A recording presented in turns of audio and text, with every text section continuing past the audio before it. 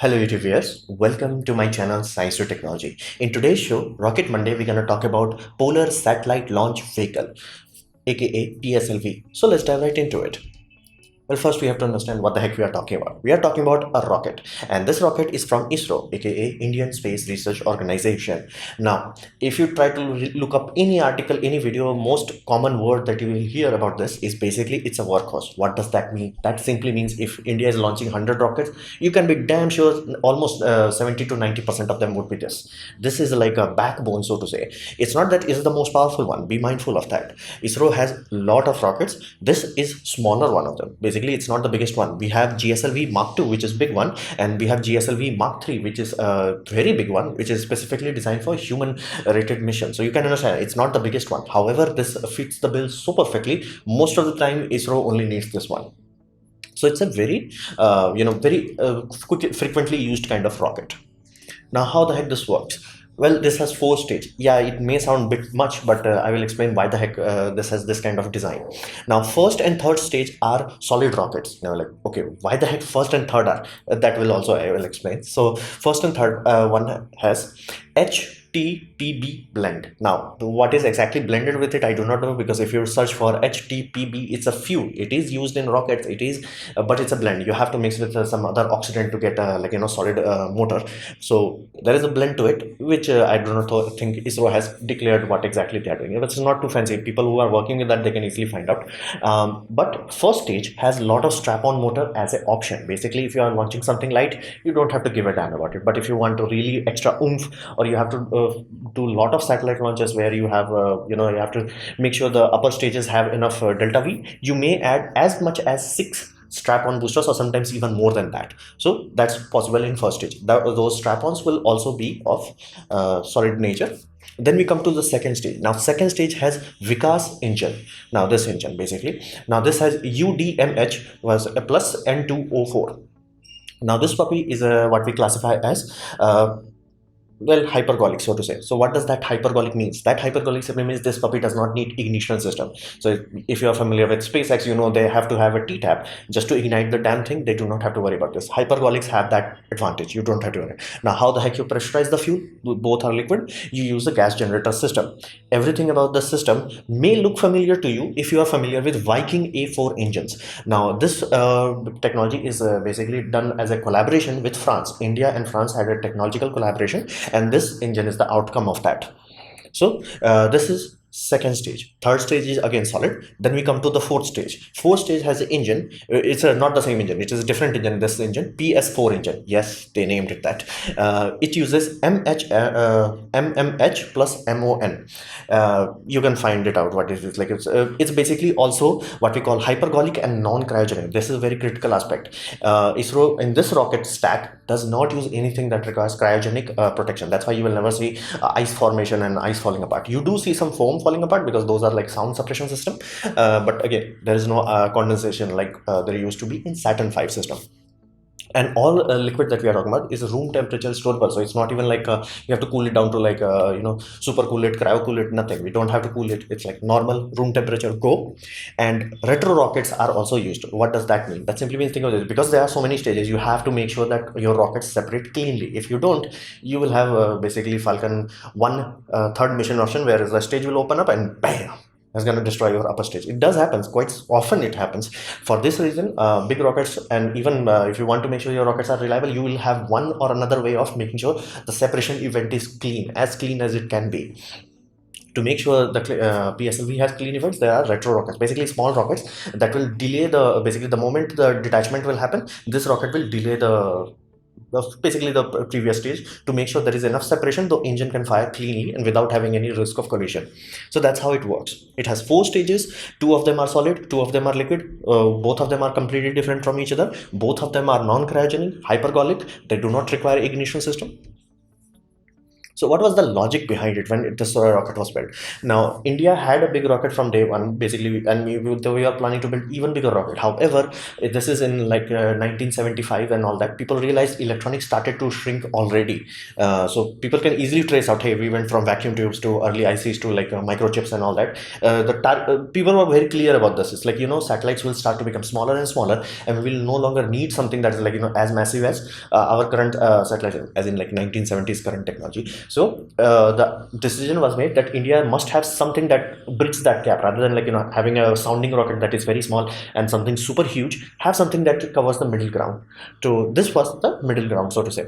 Now at this time, France and India collaboration was bearing fruit. So engine transfer of Viking engine was done. Viking engine was transferred to India for research and development, and brick by brick, ISRO learned from it, and they started to create the basically in early days. Most of the parts were basically foreign made. Then slowly, brick by brick, most parts started to become Indian made. And this the whole collaboration team was done by APJ Abdul Kalam, and the team was led in 1981. So this is the time where PSLV, the final design was like, yeah, okay, we got this, like this is the final design. And the whole approach with this rocket was completely different to, let's say, SpaceX approach. This approach was modular and scalable. That's why it has so many things. The reason for that, let's say you have to launch something very small, but it is a bit heavier for let's say sounding rockets, but you need something like this. So what you will do, you will remove one stage flat out. You don't have to need four stage, you will just remove the upper stage. Benefit, cheap. Now let's say you need something that has more oomph. You have the four stage, but you add strap on based on how much you need. So this way, this system is treated as a stack. Basically you fine tune it. It's like an assembled computer, so to say. You need fourth stage, do you need it? Okay, awesome, you add it. Do you need extra delta V? You'll add strap on. So this allows Indian government to not overspend. Basically, if they do not need this, they will not use it. So that was the logic in 1980s that was deployed in order to make this puppy. That's why it has such a different kind of unique design to it. Now what about the success rate? Well, this is the good part about it. It's a workhorse. That simply means it works all most of the time. It has success rate of 94%, which is really, really, really good. And not to mention, it also has world records under its name, which the most amazing one was C-37, which launched 100 plus satellites, aka 104 satellites were launched in one go. One satellite, basically one rocket went up, hundreds of satellites were deployed. Yes, it was done. So you have to understand that it is quite capable rocket. Ride sharing is quite successful, and because of the low cost, it's really, really appealing to almost every country. Yes, I mean countries, including USA to Arab Emirates to like every country you can think of. I can guarantee you that if you go into ISRO site, you're like, yeah, this is the countries we have served, and they're like very giant list of that would be there.